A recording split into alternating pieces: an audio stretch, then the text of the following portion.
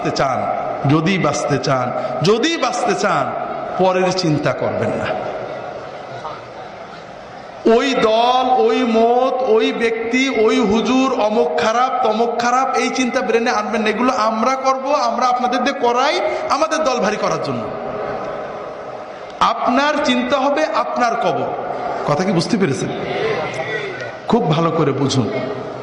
আমার জীবনে আল্লাহ তাআলা অনেক নিয়ামত দিয়েছেন, অনেক। এই নিয়ামতের কোনো শুকরিয়া করতে পারিনি। এমনকি আল্লাহর যে ফরজ নামাজ, এটাও মন দিয়ে পড়তে পারি না। 4 রাকাত নামাজ পড়তে কম্পিউটার স্পিডে পড়ি, 4 মিনিটও লাগে না। এর ভিতরেও 4000 কথা মনে হয়। আল্লাহ যদি কিয়ামতের দিন বলেন যে তোমার এত নিয়ামত দিছিলাম, 5 মিনিট আমার দিক মন দিয়ে নামাজটা পড়তে পারলে না, আমি তোমার নামাজ কবুল করলাম না, তুমি দোজখে যাও, আমার কিছু বলার থাকবে? এমন কোন আমল কি আমাদের আছে যে বলতে পারবো আল্লাহ তুমি এটা নিতেই হবে? আমার দাড়ি, আমার টুপি, আমার নামাজ, আমার রোজা, আমার হজ, আমার যাকাত, আমরা কি কনফার্ম যেটা আল্লাহ কবুল করবেই? আমার না হলে আপনারা তো কনফার্ম নাকি? তো এই যদি আমাদের অবস্থা হয়, তাহলে কোন সাহসে আমরা অন্য মুসলমানের চিন্তা করি? ভাইরা, অন্য মুসলমানের চিন্তা করবেন না। যখন 5 জনে এক জায়গা হবে, নিজেদের কথা চিন্তা করবেন, পরের ভিতর আলোচনা না। ভাই কি অবস্থা? আরে ভাই বলো না, নামাজটা ঠিক করে পড়তাম, মন বসে না, দোয়া করো। ছেলে মেয়ে এগুলো ভালো করে পালন করতে পারছে না, দোয়া করো। নিজেদের ঈমান আমল নিয়ে চিন্তা করবেন, পরের না। ভাইরা, আমরা পরের আলোচনা কেন করি?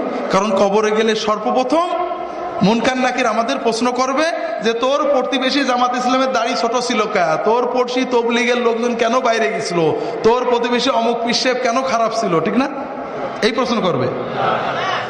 হাজরিন, নিজের কবরের চিন্তা করেন, নিজের হাসরের চিন্তা করেন। নিজে যতটুক করতে পেরেছি, যদি মনে করেন ভালো আমল করছি, তাহলে আল্লাহর কাছে দোয়া করেন। যদি দেখেন গুনাহ হয়ে গেছে, আল্লাহর কাছে দোয়া করেন, আল্লাহ আমার সামান্য আমল কবুল করো, গুনাহগুলো মাফ করো। আর তোমার নবীর উম্মত যত আছে, অমুক ভাই তমুক ভাই তমুক ভাই ভুলের ভিতরে আছে, আল্লাহ তাদেরকে হেদায়েত করে ভালো পথ দাও, তাদেরকেও মাফ করো। এইভাবে দোয়া করলে আমাদের লস আছে ভাই? লাভ আছে, অনেক লাভ আছে ভাই। তবে আমরা তো জানি আল্লাহর জান্নাতে জায়গা তো কম, ঠিক না? যদি ফুরফুরার মুরিদরা সব ঢুকে যায়, তাহলে তো আর তবলিগেরা চান্স পাবে না, ঠিক না?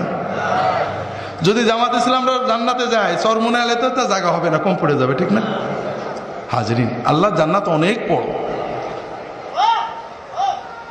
ওয়াসারিউ ইলা মাগফিরাতিম মির রাব্বিকুম ওয়া জান্নাতিন আরদুহাস সামাওয়াতু ওয়াল আরদু উইদ্দাত লিল মুত্তাকিন। তোমরা দৌড়াও, দৌড়াতে থাকো, দ্রুত এগো সেই জান্নাতের প্রতি, যে জান্নাত আসমান জমিনের চেয়েও বড়,